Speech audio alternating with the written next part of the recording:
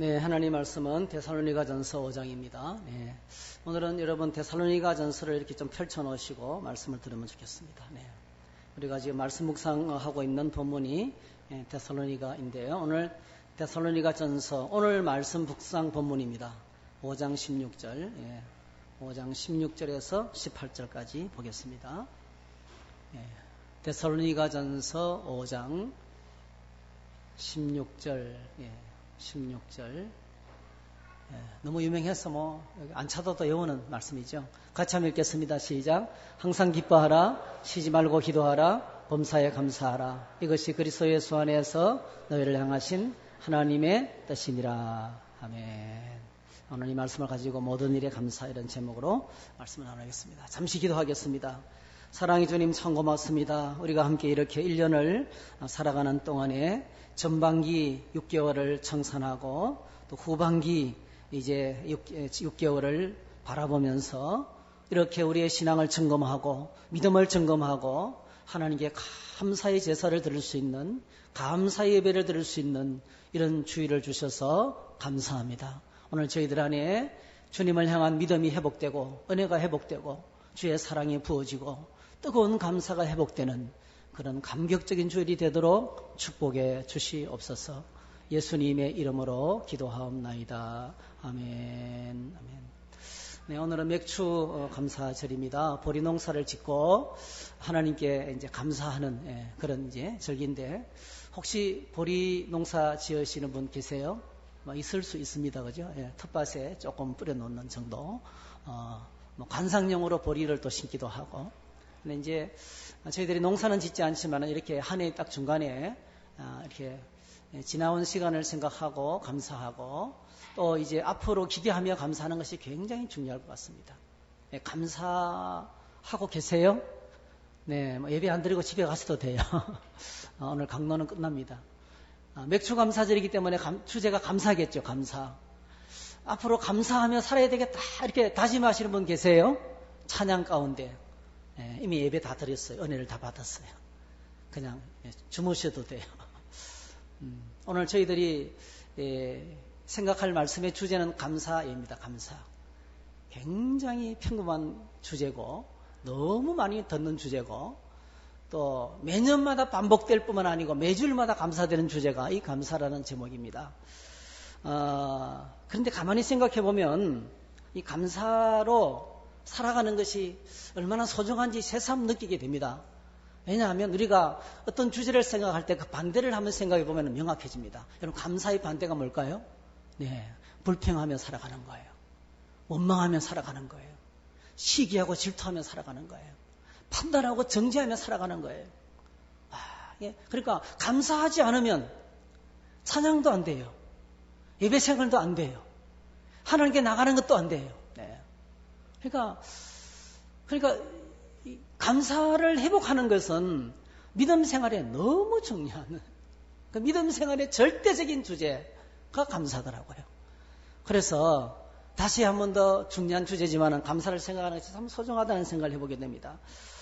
그냥 감사를 회복하는 것은 단순한 중요한 것이 아니고 신앙의 본질을 회복하는 것이다, 이렇게 생각하시면 됩니다.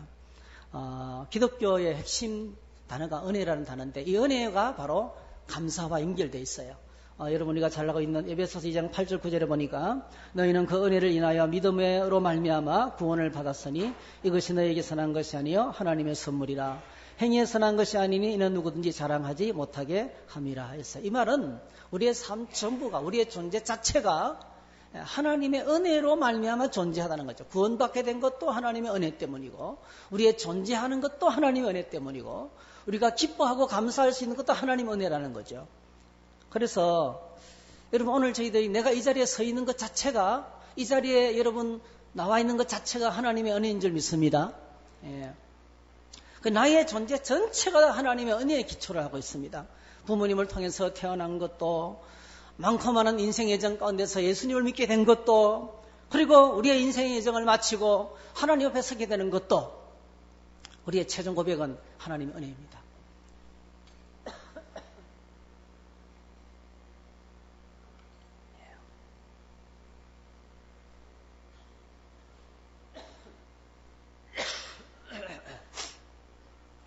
그래서 가만히 묵상하면 은혜가 아닌 것이 없고요. 그래서 감사는 하나님의 은혜에 대한 우리의 1차적인 반응입니다.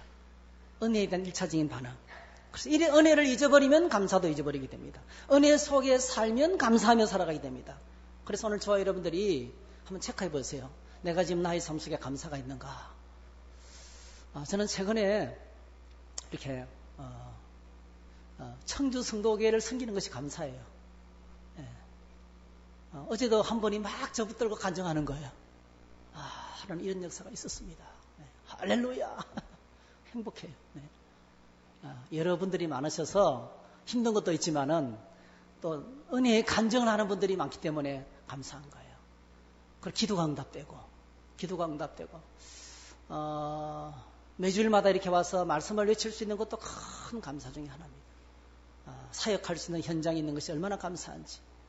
데살로니가전서를 읽어보니까 사도 바울은 한 곳에 오래 머물 수가 없었어요.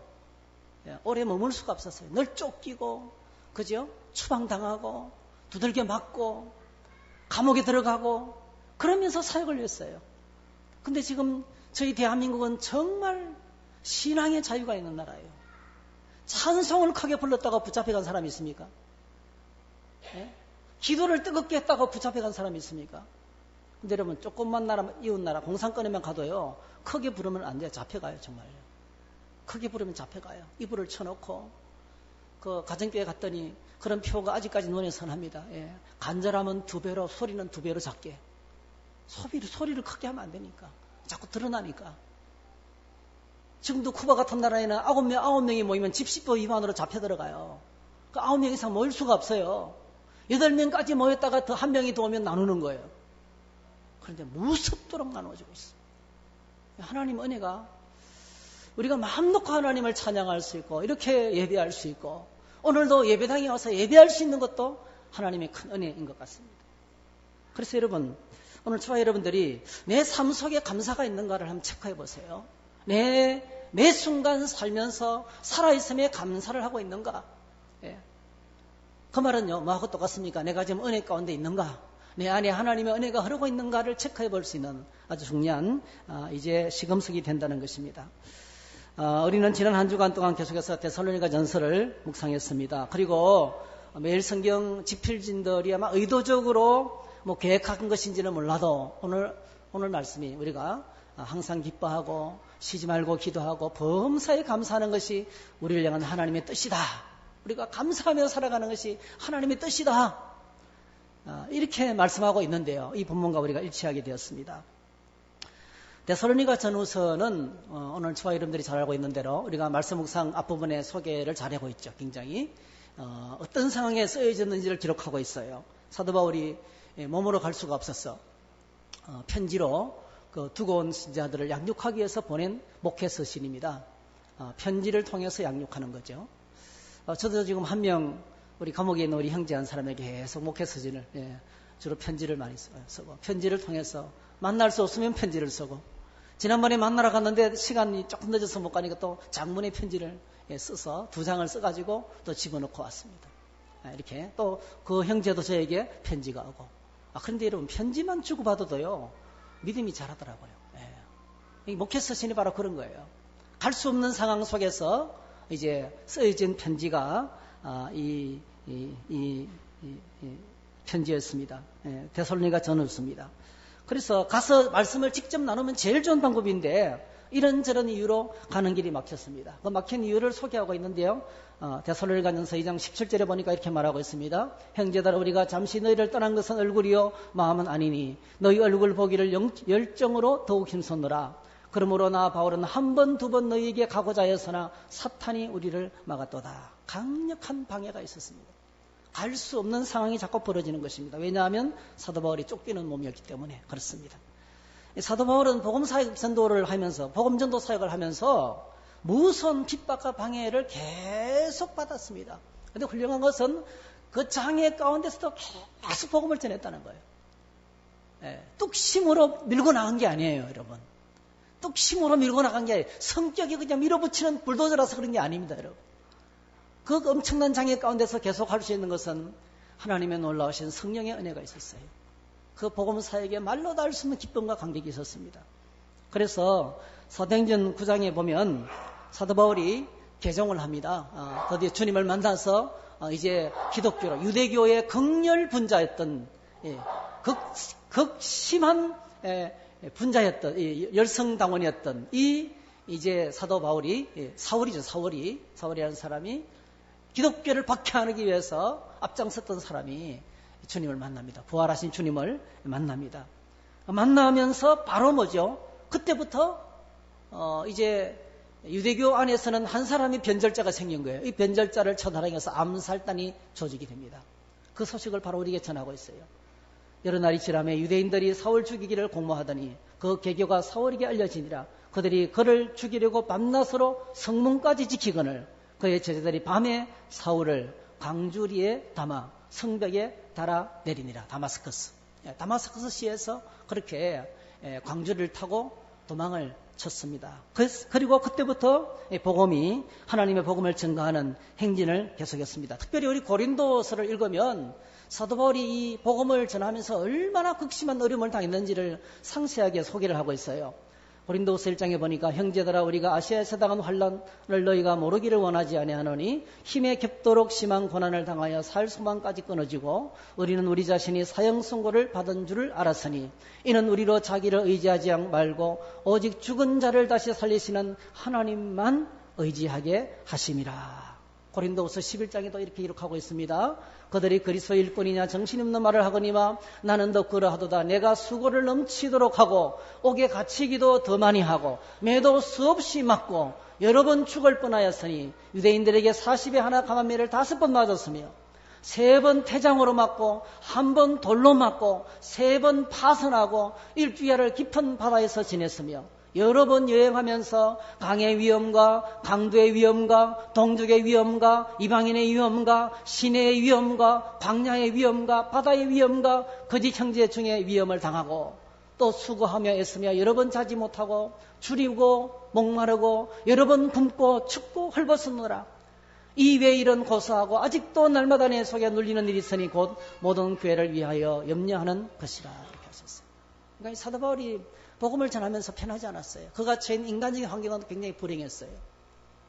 그가 유대교에 남아있었더라면 탁월한 유대교 랍비가 됐을 거예요. 그는 법을 전공했고 가말리엘 문화에서 탁월한 신자였습니다. 장래가 촉망되는 대단한 사람이었고 그의 앞길은 랍비였어요. 랍비. 그런데 여러분 그가 예수님을 믿음으로 말미암아 주님을 만남으로 말미암아 그의 생애는 인간적으로 불행하기 짝이 없는 환난과 고난과 역경이 겹겹이로 쌓여서 끝없이 다가오는 그래서 이 두들겨 맞고 다친 몸이기 때문에요. 로마 감옥에 갇혀 있을 때 너무 몸이 아팠던 거예요. 습기 찬 감옥에서 추운 겨울을 지나면 온몸이 이제 쪼여들고 큰 고통을 당하는 것이 사도 바울의 생애였고 마지막에 순교를 합니다.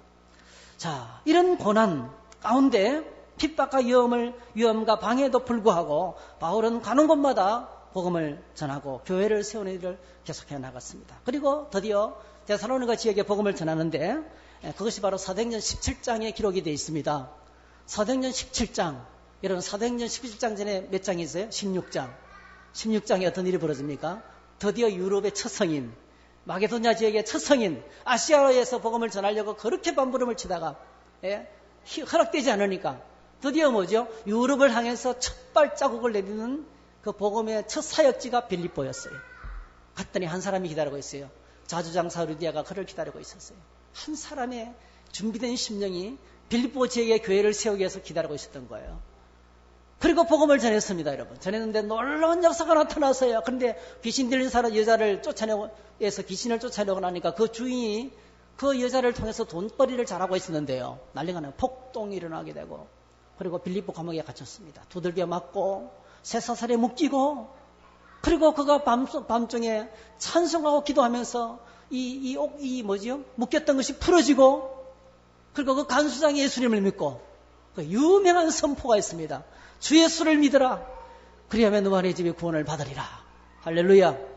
빌립보 엄청난 그러니까 빌립보에서의 복음전대 사역은요 감옥에 들어가고 두들겨 맞고 만신창이가 됐어요.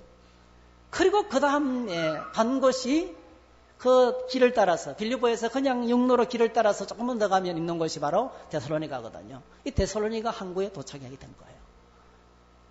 그것이 사도행전 17장에 기록을 하고 있어요. 우리 한번 읽어봤으면 참 좋겠습니다. 같이 한번 읽어볼까요? 시작. 그들이 암비볼리와 아볼로니아로 다녀가 데살로니가에 이르러니 거기 유대인의 회당이 있는지라 바울이 자기의 관례대로 그들에게로 들어가서 새 안식일에 성경을 가지고 강론하며 뜻을 풀어 그리스도가 해를 받고 죽은 자 가운데서 다시 살아나야 할 것을 증언하고 이르되 내가 너에게 전하는 이 예수가 곧 그리스도라 하니 그 중에 어떤 사람 곧 경건한 헬라인의 큰 무리와 적지 않은 기부인도 고난을 받고 바울과 실라를 따르나 그러나 유대인들은 시기하여 저자의 어떤 불량한 사람들을 데리고 깨를 지어 성을 소동하게 하여 야손의 집에 침입하여 그들을 백성에게 끌어내려고 찾았으나 여기다 폭동이 일어났습니다. 폭동이. 새 안식일 동안 하나님 말씀을 전했습니다.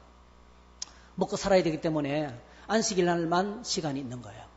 저에게도 주중에 여러분들이 바쁘니까 제가 주일 오후 예배 후에 양육 훈련하고 저녁에 또 제자 훈련하고 여러분 시간에 제가 맞춰야 되죠.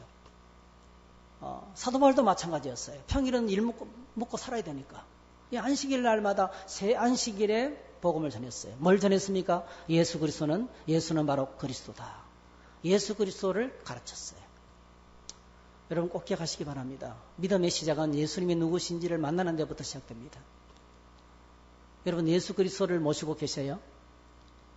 여러분 예수님을 모시고 계시기를 축복합니다. 오늘 저희들이 많은 사람이 예수님에 관해서는 많이 알고 있지만 주님과 함께 있지 않아요. 그 뭐하고 똑같은 하면은 돈에 대해서 어마무시한 지식을 갖고 있지만 실제로 돈은 없어요. 돈에 대해서 어마무시한 지식을 갖고 있어도요. 돈은 어떻게 만들어지고 어떻게 사용되고 이건 어떤 인쇄가 되고 어떤 방식으로 찍어내고 아무리 많이 하나도 돈이 없으면 어떤 문제가 딱 생기면 쩔맵니다. 예수 그리스도 안에서 홍수처럼 많은 지식을 알고 있어도 예수 그리스도가 나에게 없으면 어떤 문제 속에 당황하는 거예요. 아무것도 못합니다. 복음의 핵심은 예수 그리스도입니다. 여러분 오늘 맥주감사절인데 우리의 감사의 시작은 주님과 함께 사는 것입니다. 예수님 모시고 사시기를 축복합니다. 그분을 만나고 그분을 경험하고 그분에게 앉으시기도 깊어지고 그분을 더 깊이 가까이 사시는 앞에 불렀던 찬양을 저는 참 좋아해요. 앞에 불렀던 찬양. 주 예수께 조용히 나가. 조용하게 주님과 나와서 주님과 만나서 교제하는 그 시간이 행복입니다. 가장 감격스러운 시간이 주님과 같이 있는 시간이 되어야 돼요. 여러분 예배하는 시간이 가장 행복하시기를 축복합니다. 예배하는 시간이 가장 기다려져야 돼요. 내 인생의 가장 큰 축복 예배 시간입니다. 어떤 분이 그러더라고요. 회사에 너무나 중요한 일이 있어가지고 포항제철 회장이 자기 회사를 방문하는데 주일날 당선된 거예요. 사업을 못했으면 못했지만 주일은 안 지킬 수가 없다. 왜 그분이 외골수가 아니에요. 융통성이 없는 분이 아니에요. 굉장히 융통성 있는 분이에요. 그런데 자기가 일주일 내내 뼈 빠지게 일하는 이유는 주일날 하나님께 온전히 예배하기 위해서 일하는데 당신이 뭔데 말이죠. 내 개인적인 이 신앙의 권리를 짓밟고 주일날 이렇게 계획을 세워서 찾아온다고 하느냐고. 나 사업 안 했으면 못하지. 다른 날 계획을 잡아라. 이걸 그대로 전달했어요. 그랬더니 확신한 분이군요. 그러면서 다른 사업체 일본 쪽으로 갈 사업을 맡고 이분 회사에 막아줬어요. 고속도로 방음역 펜스 공사하시는 사장님. 오늘 저희들 주님 앞에서 이 시간을 소중하게 생각하고 감격하는 것은요. 내 안에 주님이 있을 때 그렇습니다. 내 안에 주님에 대한 감격이 있을 때 그렇습니다. 사도 바울이 새 안식일 동안 한 건 없어요. 달콤한 이야기, 재미있는 이야기, 유익한 이야기 아니에요, 여러분. 자녀 교육법, 건강하게 살아가는 법 아닙니다, 여러분. 수필 같은 이야기 아니에요, 여러분. 예수 그리스도를 가르쳤어요. 복음을 소개했어요. 여러분, 목숨 걸고 쫓기는 몸인데요. 다른 이야기할 시간도 없는 거예요. 자기가 경험했던 예수님을 그들에게 전했습니다. 자, 그리고 드디어 이 소식을 유대인들이 듣고 폭동이 일어나서 쫓기는 몸이 되고 말았습니다.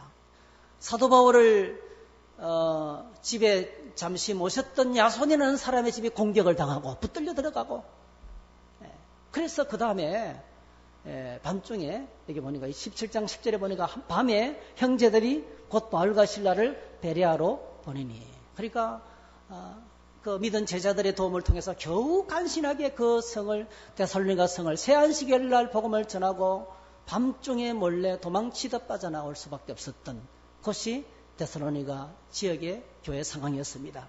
자, 그래서 사도 바울이 이 두고온 신자들을 위해서 쓰여진 목회 서신이 데살로니가 전서입니다. 편지를 묵상하면서 우리는 사도 바울의 계속된 감사의 고백을 읽을 수 있어요. 매 장마다 감사하고 있어요. 계속 감사를 드리고 있어요. 오늘 저희들이 사도 바울의 감사 목록을 몇 가지를 좀 생각해 봤으면 좋겠습니다. 첫 번째로 사도 바울은 믿음으로 인해서 감사했어요. 데살로니가 신자들의 믿음 때문에 감사했습니다. 1장 2절에서 7절 한번 같이 읽어볼까요? 시작. 우리가 너희 모두로 말미암아 항상 하나님께 감사하며 기도할 때 너희를 기억하면 너희 믿음의 역사와 사랑의 수고와 우리 주 예수 그리스도에 대한 소망의 인내를 우리 하나님 아버지 앞에서 끊임없이 기억하매니 하나님의 사랑하심을 받은 형제들아 너희를 택하심을 얻으라. 이는 우리 복음이 너희로에게로 말로만 이런 것이 아니라 또한 능력과 성령과 큰 확신으로 된 것임이라. 우리가 너희 가운데서 너희를 위하여 어떤 사람이 된 것은 너희가 아는 바와 같으니라. 또 너희는 많은 환난 가운데서 성령의 기쁨으로 말씀을 받아 우리와 주를 본받은 자가 되었으니 그러므로 너희가 마게도냐와 아가야에 있는 모든 믿는 자의 본이 되었느니라 했어요. 지금도 믿음을 가진 경건한 부모의 간절한 소원은 자녀들이 믿음을 가지는 것입니다. 제대로 된 믿음을 가지는 것입니다. 지금도 하나님 앞에 무릎 꿇고 기도하는 경건한 하나님의 사람들은 이렇게 그냥 깊은 믿음의 세계로 들어오지 못하는 얕은 믿음을 갖고 흔들리고 유혹받고 좌절하고 낙심하고 살아가는 수많은 신자들이 흔들리지 않는 믿음으로 들어오는 것이 간절한 소원이고 뜻입니다. 믿음의 견고하게 서는 것이 하나님의 뜻입니다. 저는 빌립보에서 엄청난 고생을 했습니다. 감옥에 갇혔다가 풀려났습니다. 그리고 데살로니가에 왔습니다. 또 예수 그리스도의 복음을 전했습니다. 근데 놀랍게도 사도 바울을 기다리고 있었던 것은 하나님의 말씀을 그들이 전할 때 하나님의 엄청난 성령이 부어졌어요. 말씀이 선포될 때 성령과 능력과 확신으로 전파되었어요. 믿음으로 말미암아 역사가 나타났습니다. 그들이 하나님 말씀을 들을 때 사람의 말로 받지 않고 하나님 말씀으로 받았어요. 그리고 믿음의 역사가 나타났고 사랑으로 섬기는 것이 나타났고 그리고 환난을 이기는 소망의 인내가 그들에게 나타나기 시작했습니다. 그들은 믿음의 대상을 바꿨어요. 지금까지 섬기던 우상을 버렸습니다. 그리고 새로운 삶의 방향과 가치관을 발견하고 앞을 향해서 나가기 시작했습니다. 잠시 복음을 전하고 도망치다 빠져나왔는데 그 복음을 받은 사람들이 너무 잘 믿는 거예요. 너무 잘 믿는 거예요. 사랑하는 성도 여러분, 오늘 저와 여러분들의 믿음이 우리 모두의 하나님께 대한 감사가 되시기를 축복합니다. 옆 사람의 믿음이 날마다 바뀌는 거예요. 같이 있는 사람의 믿음이 날마다 달라지는 거예요. 말씀을 붙들고 살아가는 것이 보이는 거예요. 말씀의 역사가 나타나는 거예요. 언어가 달라지고 얼굴이 달라지는 거예요. 행동이 달라지는 거예요. 삶의 방식이 달라지는 거예요. 가치관이 달라지는 거예요. 이것이 믿음으로 말미암는 믿음의 역사가 데살로니가에 보였던 것입니다. 여러분, 오늘 저와 여러분들이 사도 바울이 이렇게 감사하고 있는 최고의 제목은 믿음 때문이었습니다. 믿음 때문입니다. 두 번째로 사도 바울의 감사는 사역 때문에 찾아왔어요. 여러분, 열심히 사역하면 하나님 맡기신 일을 열심히 감당하면 감사가 넘치게 될 줄 믿습니다. 2장 13절 14절에 보니까 이렇게 말하고 있어요. 이러므로 우리가 하나님께 끊임없이 감사하면 너희가 우리에게 들은 바 하나님의 말씀을 받을 때에 사람의 말로 받지 아니하고 하나님의 말씀으로 받으면 진실로 그러하도다. 이 말씀이 또한 너희 믿는 자 가운데서 역사하느니라.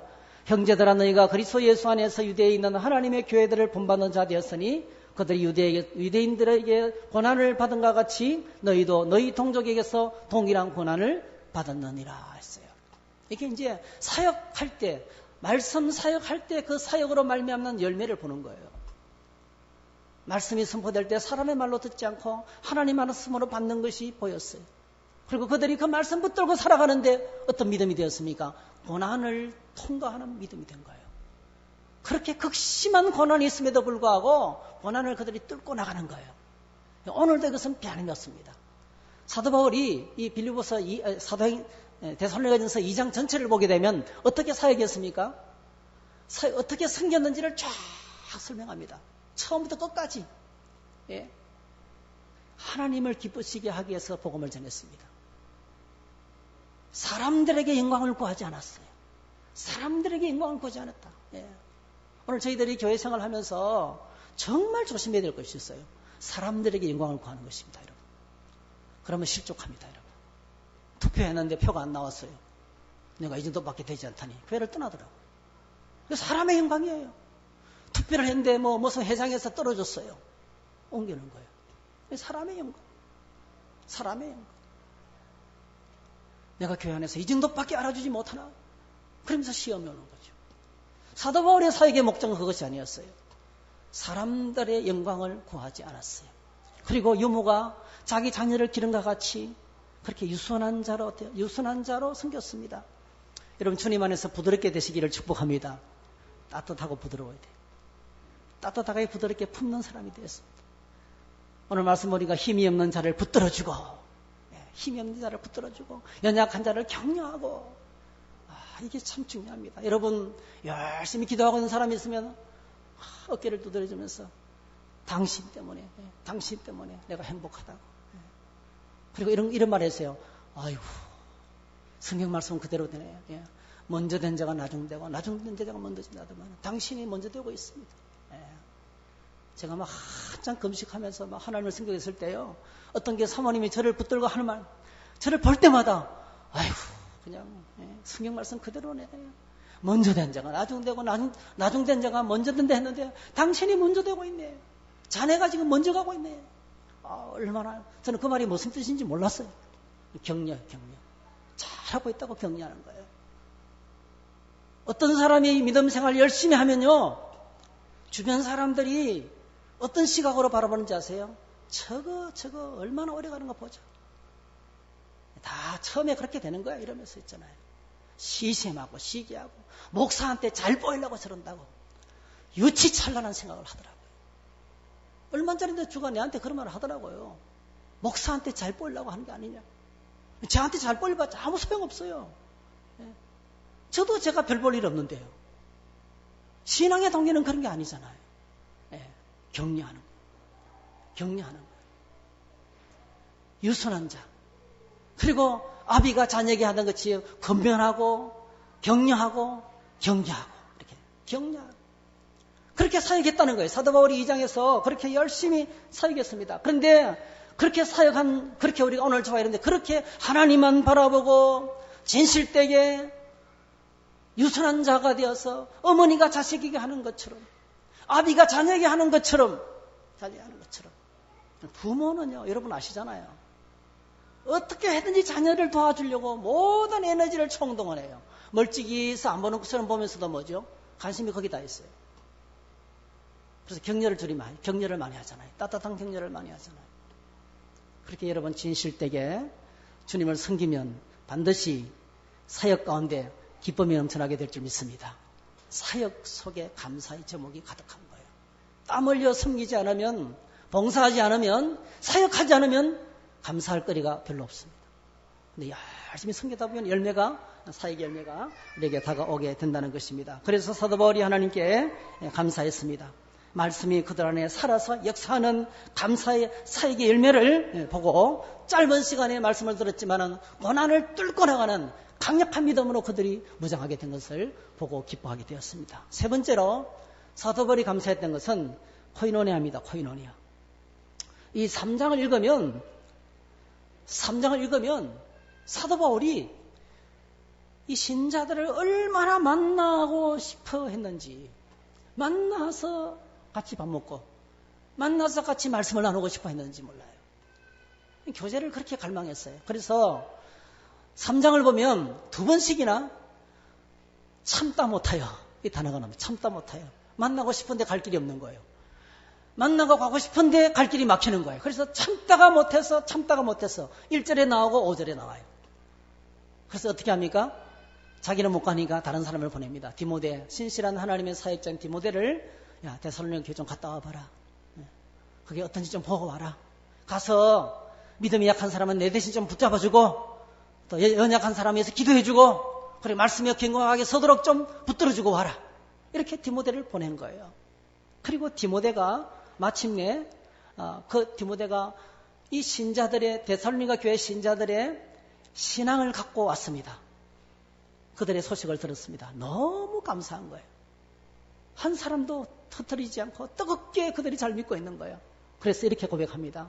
이러므로 형제들아 우리가 모든 궁핍과 환난 가운데서 너희 믿음으로 말미암아 너희에게 위로를 받았노라. 그러므로 너희가 주 안에서 굳게 선적 우리가 이제는 살리라. 우리가 우리 하나님 앞에서 너희로 말미암아 모든 기쁨으로 기뻐하니 너희를 위하여 능히 어떠한 감사로 하나님께 보답할까 이렇게 했습니다.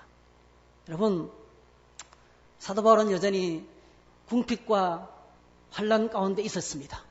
그런데 데살로니가 신자들의 그 소식이죠. 소식을 직접 못 갔지만은 간접적으로 디모데를 통해서 들었을 때 큰 기쁨이 몰려왔어요. 이게 코이노니아의 기쁨이에요. 이런 매주일마다 만나면서 우리 셀 식구들을 만나면서 우리 교인들을 만나면서 손을 붙들고 아이고 한 주간 어떻게 지냈었습니까? 한 주간 어떻게 지내셨습니까? 아이고 보름 만에 만나네요. 그렇죠? 어떤 분은 한 달 만에 만나네요. 야 정말 오랜만에 만났습니다. 그동안에 어떻게 지냈습니까? 궁금하잖아요.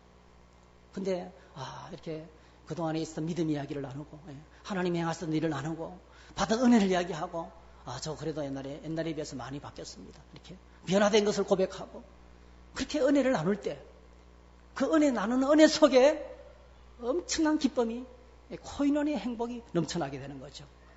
이것이 바로 코이노니아의 기쁨입니다. 그래서 이 믿음의 기쁜 소식은 기쁨과 감사로 하나님께 나아가도록 이끌었습니다. 우리가 얼마 전에 생각했습니다. 시편 133편에 보니까 다윗이 하나님께 고백합니다. 보라 형제가 연합하여 동거하며 어찌 그리 선하고 아름다운고 머리에 있는 보배로운 기름이 수염 곧 아론의 수염에 흘러서 그의 어깨까지 내린 같고 혈몬의 이슬이 시온의 산들에 내린 같도다. 거기서 여호와께서 복을 명령하신다니 곧 영생이로다 했어요. 형제가 연합하여 동거하며 어찌 그리 선하고 아름다운고 했어요. 교회 안에는 여러분 성격이 다르고 가치관이 다르고 경향이 다르고 기질이 다른 분들이 만날 수 있어요. 어떤 때는 딱 보기 싫은 사람이 있어요. 은혜를 받다가도 그분 만나면 은혜가 없어져요. 나와 정반대되는 사람, 개와 고양이처럼 정반대되는 사람이 있어요. 근데 여러분, 어느 날 여러분 개하고 고양이가 친구가 되더라고요. 제가 놀라운 발견을 했습니다. 개하고 고양이가 같이 사인이 달라요.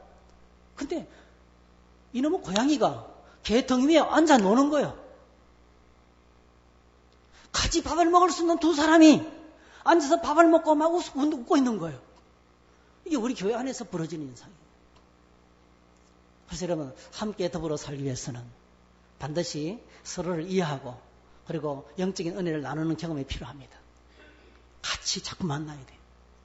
보기 싫다고 떠나가면 닮을 수가 없어요. 그렇게 서로 다른 사람이 서로 만나서 대화하면서 살다 보면 비스무리하게 닮아가잖아요. 제가 늘 하는 말 있잖아요. 저는 멸치, 젖이 들어간 김치를 좋아해요. 듬뿍 들어갈수록 좋아해요. 다음부터 멸치젓국을 좀 많이 넣어주세요. 제 아내는 멸치젓국물을 비린내나고 못 먹었어요. 주로 채식주의자였더라고요. 해도 못 먹었어요. 근데 저랑 같이 살면서 저는 새우젓 들어간 김치를 좋아하고 깔끔한 김치잖아요. 제 아내는 이제 배추를 삶아서 젓국물에 푹 찍어서 먹기도 하고 회도 잘 먹고 닮아갑니다. 닮아갈 수 있어요. 같이 더불어 살면 닮아가게 되어 있습니다. 그게 바로 뭐죠? 같이 살면서 더불어 서로 닮아가면서 서로 격려하는 코이노니아입니다. 우리 안에 이런 코이노니아가 있기를 주의 이름으로 축복합니다. 그래서 조금 부딪혀도 도망가지 마세요. 그냥 자꾸 만나다 보면 정듭니다. 별 사람 없어요. 우리가 볼 때 저 인간 나쁜 인간이야. 안 그렇습니다. 제가 포항 군대 생활하면서 정말 잊을 수 없는 이건노 장로님. 저는 이건노 장님을 처음 봤을 때요. 제 첫인상은 외계인이었어요. 사람이 이상하게 생겼어. 이상하게 생겼어. 그런데 같이 지내면서 보니까 그런 분이 없어요. 지금도 제 가슴 속에 있는 분입니다. 지금 재활치료를 계속 받고 계신데요. 제 마음 속에 있는 믿음의 모델입니다. 어떻게 그렇게 멋있는 삶을 살아갈 수 있는지. 만나서 교제하고 살다 보면 이상한 사람이 아니에요. 다 선하고 착하고 진실되고 멋있게 살려고 애름치고 그렇습니다. 그래서 함께 더불어 교제 속으로 들어가기를 바랍니다. 코이노니아 가운데 감사하게. 여러분 저에게는 그런 교회가 되어야 돼요. 우리 교회 셀만 생각하면 가슴이 뛰어야 돼요. 이야, 너무 멋있다. 사실 여러분 오늘날 이렇게 셀 모임이 정상적으로 되는 교회가 많지 않습니다. 우리 교회는 거의 다 모이거든요. 거의 다 모이거든요. 지난번에 기도회 모임에 목사님들 기도 모임에 참석했는데 많은 목사님들이 어떻게 하면 구역을 모이게 할 수 있을까? 안 모인대요. 구조를 사실 바꿔야 되죠. 구조를. 저녁 예배 드리고 뭐 다 할 것 전부 다 하니까 모일 시간이 있어요. 저희들 어쨌든 간에 이렇게 주일날 모이고 또 평일에도 모이고 이렇게 모이니까 모임이 되지 않습니까? 근데 여러분 우리의 모임이 그리운 모임이 돼야 돼요. 야, 어떤 문제가 있으면 거기 가서 털어놓고 기도해야지. 하나님이 이루어 주실 거야. 할렐루야. 치유가 일어나고 회복이 일어나고 함께 말씀을 나누고 은혜를 나누면서 폭발하고 미지근한 심령이 뜨거워지고 힘을 합쳐서 주님 보좌 앞에 나가는 격려하는 공간. 그것이 바로 셀 모임이 되어야 돼요. 이런 사도 바울이 이렇게 함께 더불어 교제하는 것에 대한 기쁨이 막 넘쳤습니다. 요한일서 1장 3절 4절 우리가 보고 들은 바를 너에게도 전하면 너희로 우리와 사귐 있게 하려 함이니 우리의 사귐은 아버지와 그의 아들 예수 그리스도와 더불어 누림이라. 우리가 이것을 써면 우리의 기쁨이 충만하게 함이라 했어요.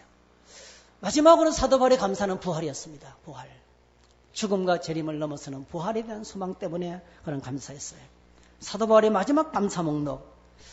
그는 개인적인 정말인 죽음과 역사 우주적인 정말인 예수님의 재림을 통해서 이루어지는 우리에게 다가오는 안식과 영광스러운 부활에 대한 고백 때문에 감사했어요. 그래서 4장 13절 이하에 보면은 죽음이란 단어를 계속 반복해서 어떻게 씁니까? 자는 자. 그렇죠? 13절 자는 자들, 14절 예수 안에서 자는 자들, 15절 자는 자들, 16절 그리스도 안에서 자는 자들. 계속 죽음은 자는 것이다. 한낮에 열심히 일을 하면 저녁 때가 되면 막 몸이 절절 맵니다. 뉴스를 보다가도 막 넘어가는 거예요.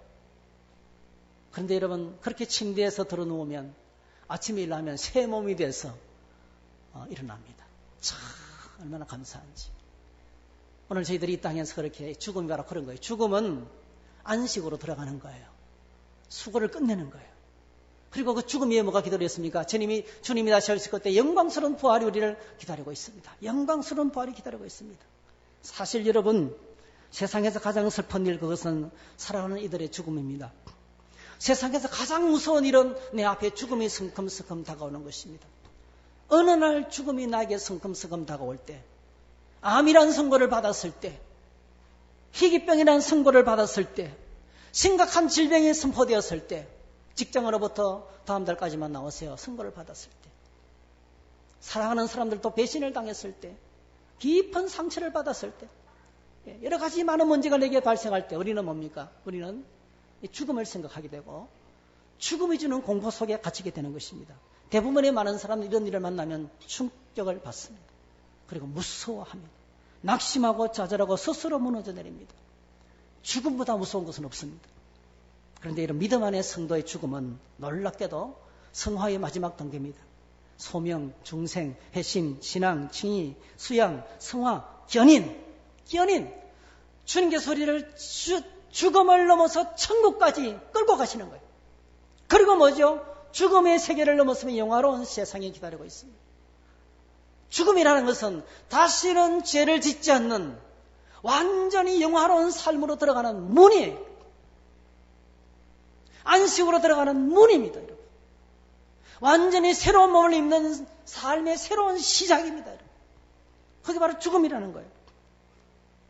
그래서 여러분 죽음을 뭐라고 소개하고 있냐면 잠자는 것이다. 모든 것이 끝나는 절망이 아니고 영원한 주님께로 가는 길이라는 거예요. 그리고 그것이 끝이 아니고 영광스러운 재림으로 말미암아 부활이 기다리고 있는 그런 세계로 나가는 문이 바로 죽음이라는 것입니다. 그래서 우리 안에 가장 큰 소망인 부활의 소망, 영광스러운 재림의 소망, 죽음 이후에 있는 소망으로 말미암아서 사도 바울이 마지막으로 감사하고 있는 것을 보게 됩니다. 그것이 4장 13절에서 5장 중반대까지 나오는 사도 바울의 믿음의 고백인 것입니다. 이런 부활은 씨앗을 뿌리는 것과 같은 거라고 말씀드렸어요. 어리석은 자야 내가 뿌리는 씨가 죽지 않으면 살아나지 못하였고, 씨앗을 뿌리는데 거기서 먼저 나중에 그 씨앗 속에서 화려한 장미꽃이 자랍니다. 우리 이 땅에서의 우리의 몸은 마치 씨앗과 같다는 거예요. 그 씨앗이 땅에 들어가서 썩어버립니다, 여러분. 썩습니다. 없어지는 것처럼 보입니다. 너무 허무합니다, 여러분. 한 줌의 재로 바뀌어버립니다. 흙으로 바뀌어버립니다. 인생이 그렇게 허무하게 끝나는 것처럼 보입니다. 그런데 아니라는 거예요. 믿음 안에 있는 저와 여러분들은 씨앗이 들어가 썩어 죽으면 거기서 자라서 꽃이 피고 열매가 맺히고 영광스러운 삶이 시작된다는 거예요. 그래서 사도 바울이 우리에게 뭐라고 소개하고 있어요? 죽은 자의 부활을 소개하면서 죽은 자의 부활도 그와 같으니 썩을 것으로 심고 썩지 않을 것으로 다시 살며, 욕된 것으로 심고 영광스러운 것으로 다시 살아나며, 약한 것으로 심고 강한 것으로 다시 살아나며. 할렐루야! 지금은 우리가 연약한 몸을 안고 이 세상을 떠나지만은 그날에는 강한 몸을 주신다는 거예요. 지금은 썩을 몸으로 죽지만은 그날에는 썩지 않은 영광스러운 몸으로 산다는 거예요. 44절, 육의 몸으로 심고 신령한 몸으로 다시 살아나니 육의 몸이 있은 적도 영의 몸도 있느니라. 자, 그러면서 마지막 부활의 소망을 소개합니다. 주님이 다시 오실 그날에 보라, 내가 너에게 비밀을 말하노니 우리가 다 잠잘 것이 아니요 마지막 나팔의 순식간에 혼련이 다 변화하리니. 오늘 데살로니가전서 4장에도 주께서 호련과 천사장의 노팔과 소리 가운데서 친히 강림하시리라니 그리스도 안에서 죽은 자들이 먼저 일어나고 그랬어요. 예수님의 영광스러운 나팔 소리와 함께 우리가 영광스럽게 변화될 것을 소개하고 있어요. 그래서 이 나팔 소리 가운데 또다시 한 번 더 이야기합니다. 죽은 자들이 썩지 않을 것으로 다시 살아나고 우리도 변화하리니 이 썩을 것이 반드시 썩지 않을 것을 입겠고 이 죽을 것이 죽지 않을 것을 입을 것이로다. 이러면서 사망을 향해서 도전장을 냅니다. 사망아 너의 쏘는 것이 어디 있느냐? 사망이 두렵지 않습니다. 죽음이 두렵지 않습니다. 다가와도 담대하게 이기는 거예요. 이게 사도 바울의 마지막 감사의 제목이었습니다. 자, 오늘 감사의 목록을 한번 체크해 볼까요? 첫 번째, 믿음이었습니다. 두 번째, 사역이었습니다. 사역 속에 감사가 있습니다. 세 번째, 코이노니아입니다. 교제 가운데 있습니다. 네 번째, 부활, 재림의 소망 가운데 있습니다. 여러분, 오늘 저와 여러분들이 환경 때문에 감사한다면 유치하기 찬란합니다. 환경 때문에 감사하는 것은 좋을 때도 있고 나쁠 때도 있습니다. 오늘 저희들이 맥주 감사절에 먹고 살기도 힘든데 감사하라고 그러냐고 어떤 분들은 부담으로 다가올 수도 있어요. 이런 꼭 기억하시면 좋겠어요. 사도 바울의 감사는 그런 게 하나도 없었습니다. 현실적이지 않았습니다. 환경적인 것도 아니었습니다. 사도 바울의 감사는 영적인 제목이었어요. 믿음 때문에, 사역 때문에, 코이노니아 때문에, 부활 때문에, 그것 때문에 하나님을 향해서 감사를 올려드렸습니다. 오늘 저와 여러분들이 진정한 기쁨과 감사와 행복으로 하나님 안에서 회복되기를 축복합니다. 한번 고백하실까요? 하나님 안에 기쁨과 감사가 충만하다. 이 말씀을 한번 같이 한번 읽어볼까요? 시작. 항상 기뻐하라. 쉬지 말고 기도하라. 범사에 감사하라. 이것이 그리스도 예수 안에서 너희를 향하신 하나님의 뜻이니라. 우리 짧은 영상 하나 보고 기도하겠습니다.